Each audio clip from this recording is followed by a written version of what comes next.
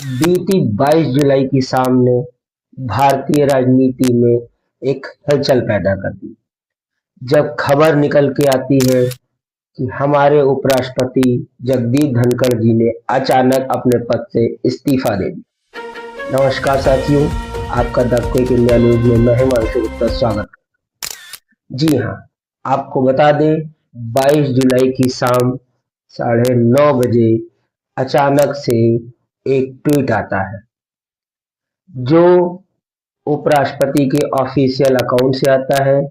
उसमें वो एक पत्र जारी करते हुए देश की जनता को ये बताते हैं कि उन्होंने अचानक से अपने पद से इस्तीफा दे दिया। इस्तीफा देने का कारण वो बताते हैं स्वास्थ्य कारणों को। जी हाँ, वे अपने इस्तीफे का कारण स्वास्थ्य कारणों को बताते हुए इस्तीफा देने की बात अपने पत्र के माध्यम से कर रहे हैं। जी हाँ, उन्होंने जो पत्र माननीय राष्ट्रपति जी को संबोधित करते हुए दिया है, उसमें अनुच्छेद 67A के तहत उन्होंने अपना इस्तीफा अचानक से दिया है। अब राजनीतिक गलियारों में बात ये उठ रही है कि जब मानसून सत्र का पहला दिन है, अचानक से बीच में ऐसी क्या बात हो जाती है कि उपराष्ट्रपति जी को अपना पद छोड़ना पड़ता है। बात करते हैं अनुच्छेद 67A की, जिसके अंतर्गत उन्होंने अपना इस्तीफा राष्ट्रपति जी को सौंपा। जी हाँ, अनुच्छेद 67 जो है भारतीय संविधान का एक उपबंध है जी, जो राष्ट्रपति के पद से इस्तीफा देने की प्रक्रिया को स्पष्ट कर देता है। जब कोई राष्ट्रपति को अपना उपराष्ट्रपति इस्तीफा देता है तो वो अनुच्छेद 67A का हवाला देते हुए अपना इस्तीफा सौंपता है। अनुच्छेद 67A में क्या होता है कि जब किसी भी उपराष्ट्रपति को अपना इस्तीफा देना होता है, कि यदि उपराष्ट्रपति को इस्तीफा देना है तो वो अपने हस्ताक्षर सहित एक लिखित पत्र को राष्ट्रपति को देगा, जिसके बाद ही उसका इस्तीफा मंजूर कर। प्रक्रिया महत्वपूर्ण क्यों होती है?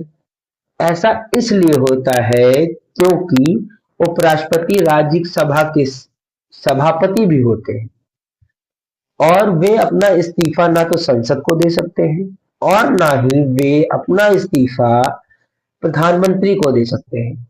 ये एक संवैधानिक प्रक्रिया होती है जिसकी गरिमा को बनाए रखने के लिए अनुच्छेद 67A के तहत अपने हाथ से लिखे हुए अपने स्वहस्ताक्षरित पत्र के माध्यम से ही एक उपराष्ट्रपति अपना इस्तीफा राष्ट्रपति को सौंप सकता है। अब बात आती है इसके बाद कि उपराष्ट्रपति का पद खाली हो गया है, अब उसकी जगह पे कौन कार्य करेगा?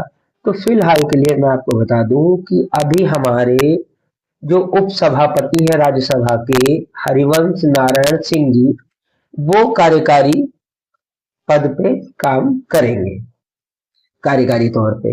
लेकिन इसके बाद बात आती है अनुच्छेद 68(2) की।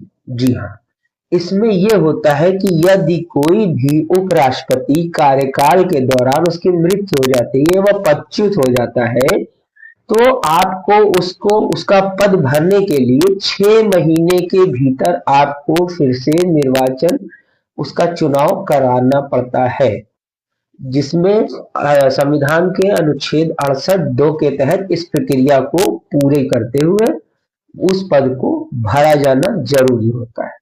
धन्यवाद।